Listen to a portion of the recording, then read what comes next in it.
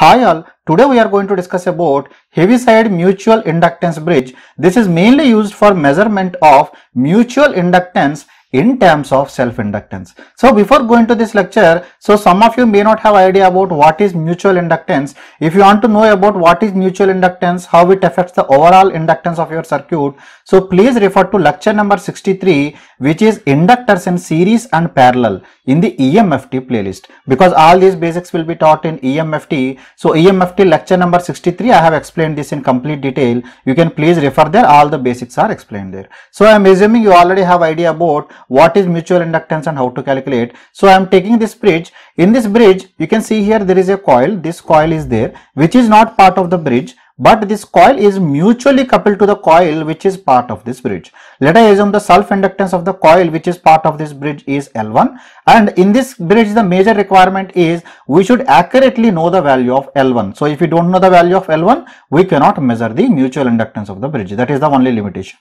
And let us assume as the current that is passing through this winding or passing through this coil will produce the flux, and that flux will link with this second coil. Because of this, the mutual inductance will be there. That mutual inductance between the coil I am representing by EM. So, and second one, you can see here this current, whatever current is coming I1 plus I2, that I1 plus I2 is passing like this. That means it is entering the dot here also, and in this coil also you can see here this is my current I1 and this current is I2. So here the current I1 is also entering the dot. So as the current is entering the dot of both the coils, so they are in positive coupling, or their flux that is produced by both the coils will add to each other. So that's why equivalent inductance, if you want to measure, it will be equal to L1 plus L2 plus 2M if the current is same. But in this case the current is different. How it comes, we are going to derive the equation. So in this case this L is a self-inductor, known inductor, and R2 is a non-inductive resistor. Similar is the case R4, R3,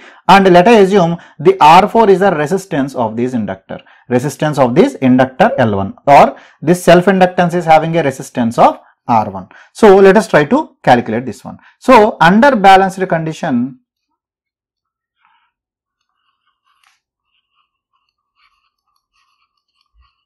so we know the value of I3 will be equal to I1, because no current will pass through this detector. I3 will be equal to I1, and second one I4 will be equal to I2, and already we know that always the current, total current supplied from your source I will be equal to I1 plus I2.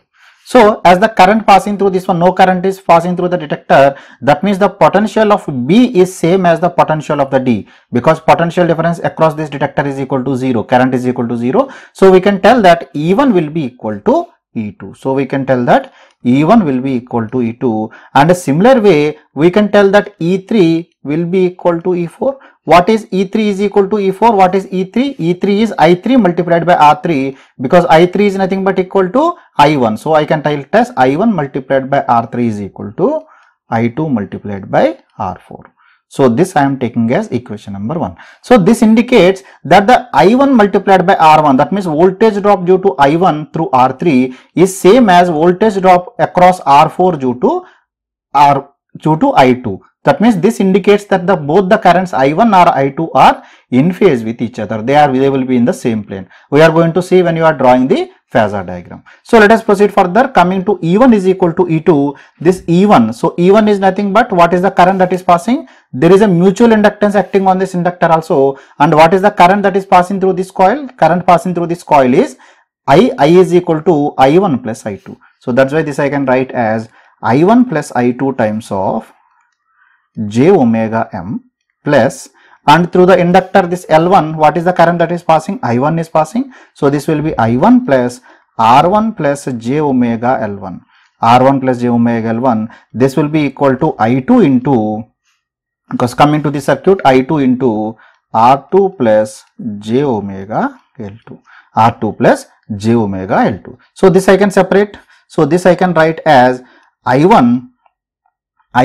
So I can separate into different components, real and imaginary components. So this is nothing but I1 multiplied by R1, that is my real component, plus j omega times of L times of I1 plus m times of I1 plus I2. m times of I1 plus I2, this is equal to I2 multiplied by R2 plus j omega into L2 times of I2. So getting it? So this is the one. So let us take this as equation number 2.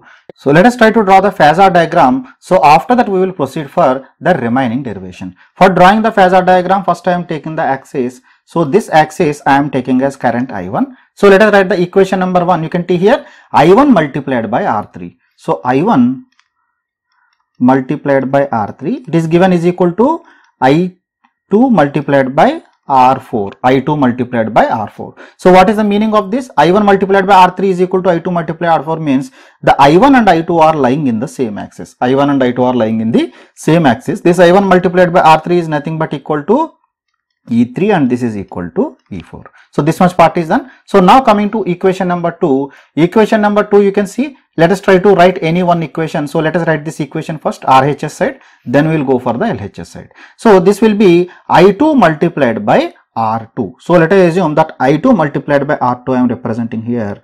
This is equal to I2 multiplied by R2. I2 multiplied by R2. So for this we have to add j times of I2. J times of I2 means positive imaginary axis. So this will be in the positive imaginary axis like this.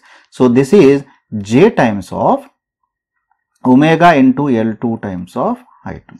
J omega L2 into I2. So the sum of these two, what it will give? It will give your resultant value.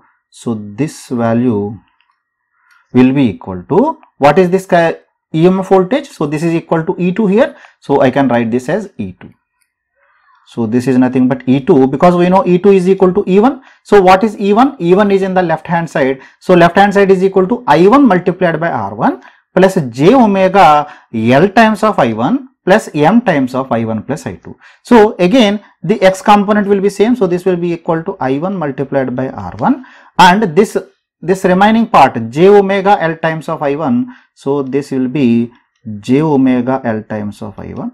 So this much distance is there.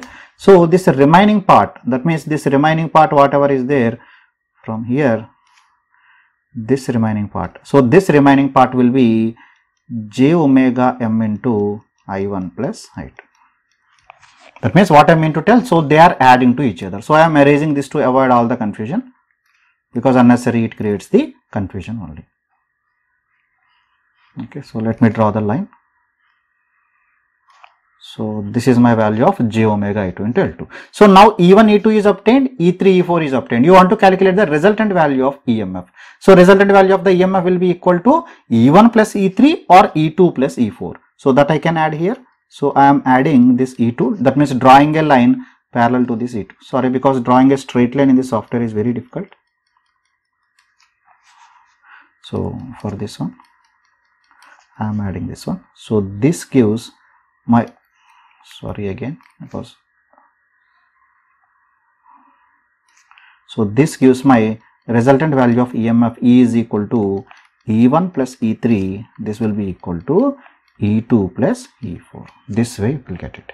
Okay, and same thing. So this entire length only, because either it will be equal to j omega L2 into I2, or this is also equal to j omega L times of I1 plus M times of I1 plus I2. So please remember this one, both are one and the same. So this one. So this one we have represented this one. Okay, let us proceed further. So that equation number 2, we got it as this one. This is my equation number 2 we derived. So this what I am going to do, I am going to separate them into the current components, that means respective current components. So I want to separate the I1 components in the left hand side and I2 components in the right hand side. So let us try to write that one. So this I can write as I1. So this I1 multiplied by R1 plus j omega into L plus M, because M times of I1 I can separate it, M times of 1. So this I have separated. This will be equal to I2 multiplied by R2 plus j omega into L2, because this M coming to the second side it will become minus M. So this will become minus M. This will become minus M. So same thing is the case here. So we got I1 and I2. So let us take it as equation number 3. So similarly, we already got the equation number 1. So from equation number 1, what is equation number 1? Equation number 1 is I1 R3 is equal to I2 R4. This is what we got. So this is nothing but equation number 1. So now what I am doing, I am dividing equation number 3 divided by equation number 1. So when you divide equation number 3 by equation number 1, so this will be equal to R1 plus j omega into L plus M divided by R3, because I1 will cancel. This will be equal to R2 plus j omega into L2 minus M divided by R4. This is what we got. So from this, separating the real and imaginary terms, comparing real and imaginary terms on both sides and equating them. So this will be equal to R1 multiplied by R3 is equal to R2 divided by R4, or from this I can write my value of R1 is equal to R2 by R4 times of R3. So this much is obtained, and the imaginary term will be L plus M divided by R3 is equal to, this is equal to L or L1, this is L1, right? So this is L1, so L1 plus M divided by R3 is equal to L2 minus M divided by R4. This is what we get. So this I can simplify it. So from this, and this corresponding one, this corresponds to this R4 I am multiplying here. So this will become L1 multiplied by R4 plus M times of R4 is equal to R3 I am taking this side. So this will be L2 multiplied by R3 minus M times of R3. So from this I want to calculate the value of M. How to calculate the value of? Bring this side and bring this L1 the second side. So from this I can write M times of R4 plus R3 is equal to L2 times of R3 minus L1 times of R4. You get it? So from this I can calculate my mutual inductance will be equal to R3 times of L2 minus R4 times of L1 divided by R3 plus R4. This is my value of mutual inductance I got. So in this way I can calculate the resistance also as well as mutual inductance also. So here you can clearly observe from this equation, in order to calculate the mutual inductance here, we should accurately know the value of L1. That means self-inductance of that coil should be known. Then only we can calculate the mutual inductance. Otherwise, we cannot calculate it.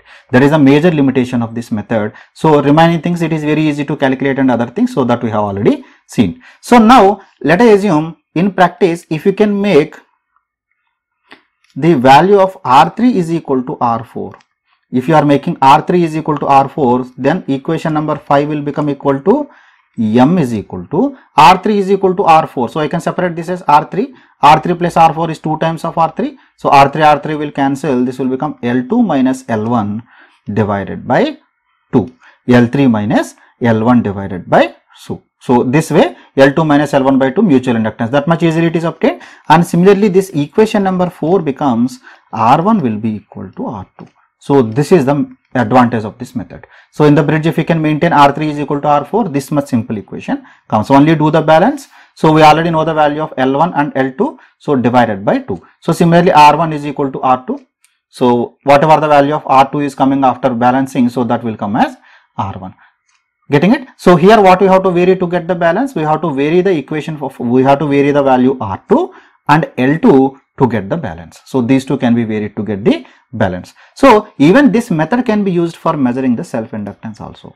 So this method can be used to measure self-inductance in terms of mutual inductance. So let us assume L2 is unknown value of self-inductance to be measured. So in that case, from equation number 5, we got this equation number 5. Equation number 5, from this I can calculate my value of L2. How can I calculate the value of L2? Do the cross multiplication of this one. That means this becomes M into R3 plus R4 plus R4 times of L1 divided by R3 will come if you are simplifying this one. So the same thing I am writing here. So L2 will be equal to M into R3 plus R4 plus R4 times of L1 divided by R3, or this I can further simplify, M into 1 plus R4 by R3 plus R4 by R3 times of L1. So let us take it as equation number 6, and similarly I can calculate from equation number 4. So from equation number 4 we can calculate the value of R2 will be equal to R4 into R1 divided by R3. Let us take it as equation number 7. So again here, if you are maintaining, if the value of R4 is maintained as equal to R3, then in that case this equation number 6 becomes L2 is equal to 2M plus L1, and this equation number 7 will become R2 is equal to R1. So this much simple way we can calculate this one. I hope what is the Heaviside mutual inductance bridge, how to get the balance and how to measure the values are completely clear to you. If you still have any queries, you can leave your comments in the comment section below. I will answer to your queries from there. Thank you very much.